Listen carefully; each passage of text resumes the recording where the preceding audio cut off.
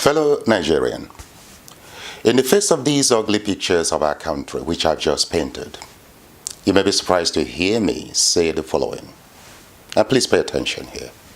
Yes, we have and still face numerous challenges and painful moments, but I remain optimistic that with the right leadership, better informed citizens, and divine mercy and intervention, Nigeria will soon emerge a great, secure, and progressive nation. I'm convinced. Now, this is not a hope born of blind optimism, but one rooted in my personal experience, an unfolding life story of tragedies and hope. Look, the journey that brought me this far is extraordinary. I am the last born of a peaceful, hardworking, and caring Igbo family. The first to go to a secondary school, university, and to study and work in advanced countries. My life story is mysterious and challenging as it is rewarding. Yes, indeed. Now, these experiences, my parental upbringing and values, made me who I am today. Hardworking, ambitious, compassionate, law-abiding, eager to make a difference in society, and proud of my African heritage, no matter what destiny and life throw at me. Please, allow me to share a little of my life journey, and perhaps you will come to understand my source of optimism for this great country and why I set up the Reclaim Your Country political movement. Thank you.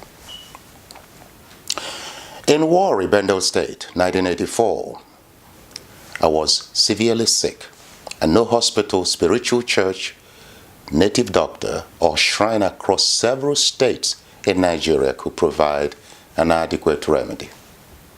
One day I mustered all the strength I could to visit my office and tidy my desk for what I thought was the final time. Not quite 30 minutes on my desk, a stranger of Calabar origin walked in and asked for my help in securing employment. Now you see, his request was beyond me since I was not in charge of recruitment and had been absent from the office for so long due to ill health. However, my compassionate instincts kicked in, and I said to him, "Son, no matter the financial pressure, please never engage in any illegal activities, including armed robbery, which was then rampant. My home is open to you to feed, shower, and rest anytime while you search for jobs." Unknowingly, I had invited and entertained an angel. This should be a lesson to all watching this presentation. Now, he visited me once or twice a week. On his last visit, he said, "This is the last time you will see me. You will not die of your sickness. In a couple of weeks' time, you will be in the United Kingdom. A priest will shelter you, and from there you will embark on an extraordinary journey to your destiny. There will be challenges along the way, but you will prevail." 8 weeks or so later, I was in United Kingdom, and within a month of my arrival in London, Canon David Garlick of St. Mary the Virgin, Lewisham, miraculously located me. Within 1 hour of encounter, he was ready to depart for a trip to India. In the company of parish members, we accompanied him to Gatwick Airport, and I returned to the vicarage. Now listen, no tenancy agreement, no surety, no deposit, no forms filled, and no security check. That's a miracle and a connection by divine decree. You see, early morning the next day, 31st October 1984, he rang me from India to pray for his safety and the people of India as the country was in a state of anarchy and sectarian killings following the assassination that morning of Mrs. Indira Gandhi, the Prime Minister. This is history. Now, a week after, I was completely healed of a sickness that tormented me for about a year in Nigeria. That's not all. Now, at my highest time of need in the UK, workers in worry, cleaners, cooks, gatemen, night guards, and low paid, remembered how I touched their lives. They taxed themselves and raised £5,000 to support my education. That's a miracle, a gift and recognition I will never forget. How did these poor workers know that I was confronting financial crisis in Europe? It's a question I keep asking myself. You see, when God sends you on an errand, He supplies the resources. And I reckon that's how to test if one is working on His schedule. Well, this marked the beginning of an extraordinary journey that saw me earn qualifications from top UK institutions, battle challenges of unparalleled intensity on my path, secure prestigious employment that led to numerous business trips to Russia, Kiev, China, Greece, Singapore, South Africa, and others. Now, it may interest you to note that I have taught, supervised, and transformed the lives of thousands of university students of all races and nationalities across the world. At undergraduate, master's, and doctoral levels, I have won several awards and recognition, and I'm grateful to God. Now, I want you to listen to this carefully. However, on this same journey, I have experienced and fought racism, marginalization, isolation, and humiliation single-handedly, and I prevailed on my own terms. Now, I have lived and observed the world's view of black men and their leaders. I have observed highly qualified Africans on economic slavery in foreign lands. I have experienced the humiliation of Nigerian passports and citizens at borders and foreign embassies. I have watched news of thousands of Africans die crossing the Mediterranean in search of a better life abroad. Hundreds sold into slavery, women raped and impregnated by their captors, and able-bodied Africans slaughtered for their organs. Now, these unfortunate young men and women of Africa, our sons and daughters, brothers and sisters, have one thing in common. They were running from poverty, the impact of corrupt and clueless governments, looted national treasury, and infrastructural decay.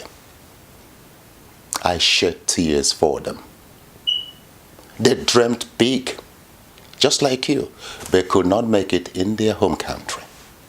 They risked it all in search of a better life for themselves and their families, and they paid a heavy price. Now, equally on this journey, I have observed, now this is important, Nigerian youths transform ideas into the famous Kannywood and Nollywood, and turn the entertainment industry into the third largest industry in the world. That is no mean achievement. I am proud of you. I've watched Nigerian bloggers competing favorably internationally, creating the future of media online, and promoting our capabilities nationally and internationally. You're great.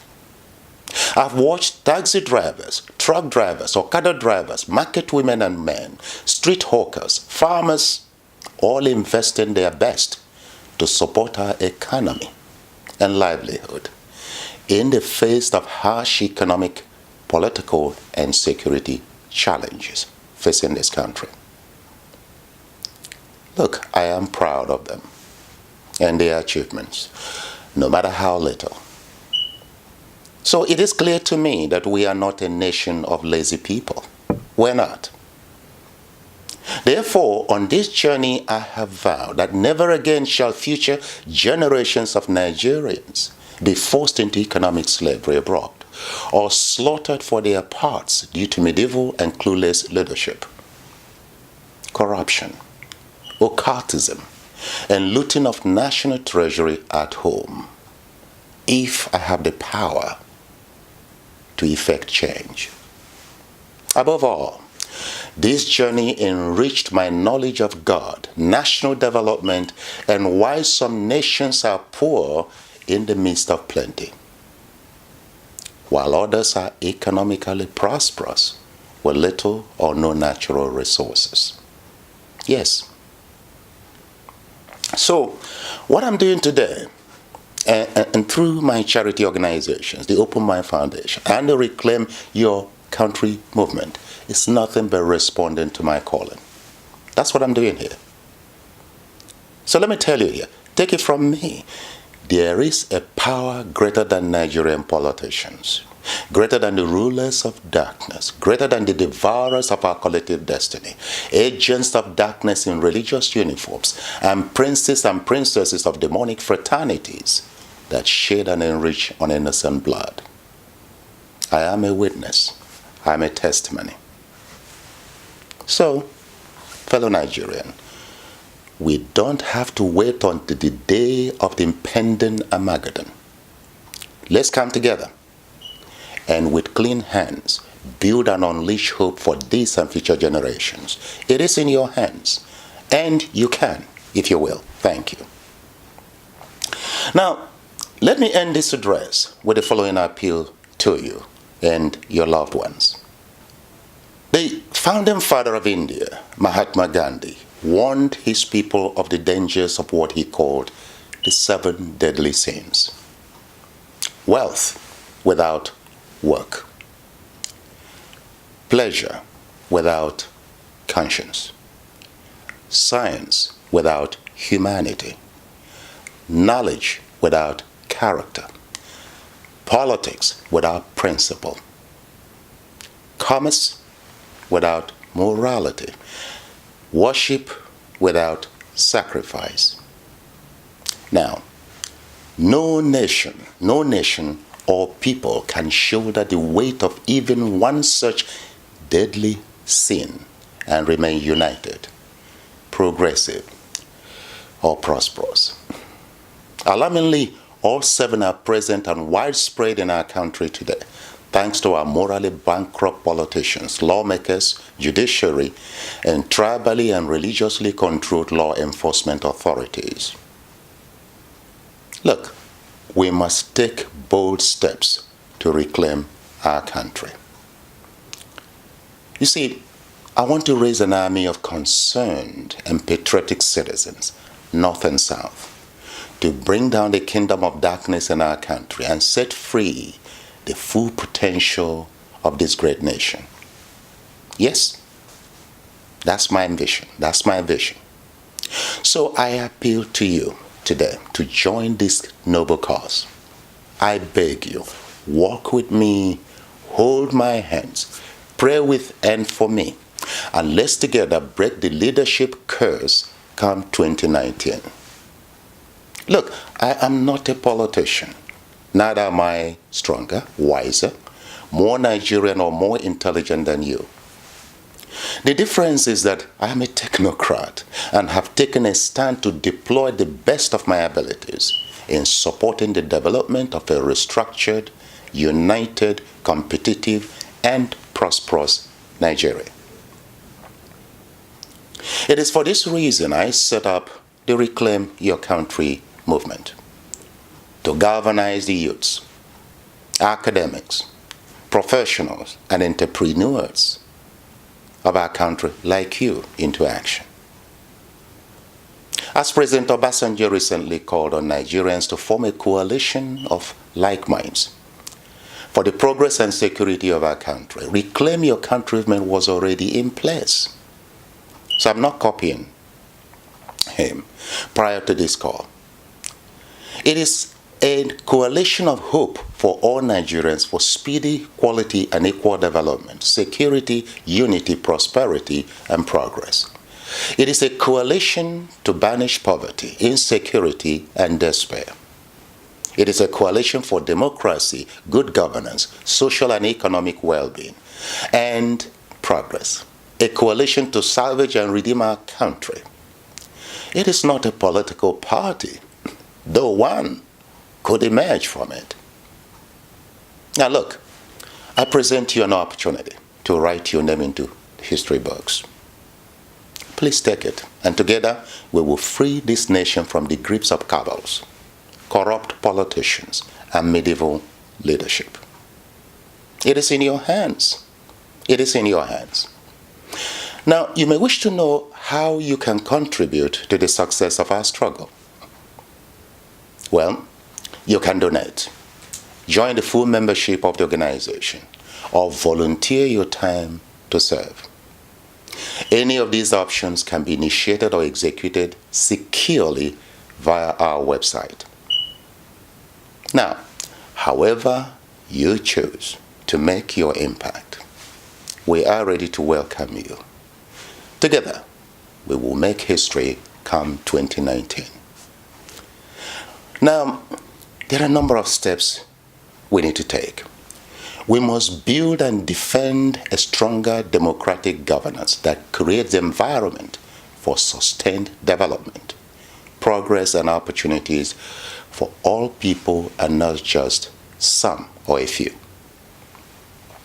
We must build a powerful, secure, and progressive nation that promotes a sense of national identity, pride, and patriotism, that rejects conflict in favor of a future of peace and reconciliation. As President Obama keeps reminding Africa, no country can achieve its full potential unless it draws on the talents of all its people, men, women, boys, and girls. So, we must give our girl child the same education and job opportunities as our sons, for a more peaceful, more prosperous, and faster developing nation. Look, it has been proven over and over again that lasting prosperity comes not from what a nation consumes, but from what it produces, and from the investment it makes in its people and infrastructure. Therefore, we must invest in our youths, and the youths must invest in themselves too, by doing whatever it takes to enhance their skill and knowledge to make a difference in our society. Look, we must nurture new, productive, and equal partnerships with developed and developing nations and multinational enterprises. We must prepare our nation to adapt to environmental and other challenges. We must retool our government and citizens to be forward-looking, creative, innovative, and entrepreneurial.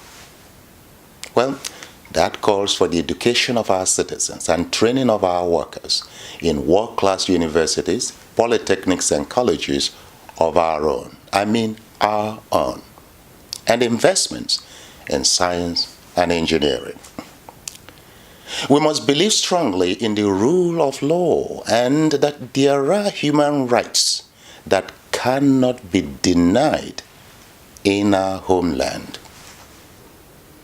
We must commit ourselves to the rights of every citizen for a basic measure of security, including health care, employment, and dignified retirement benefits.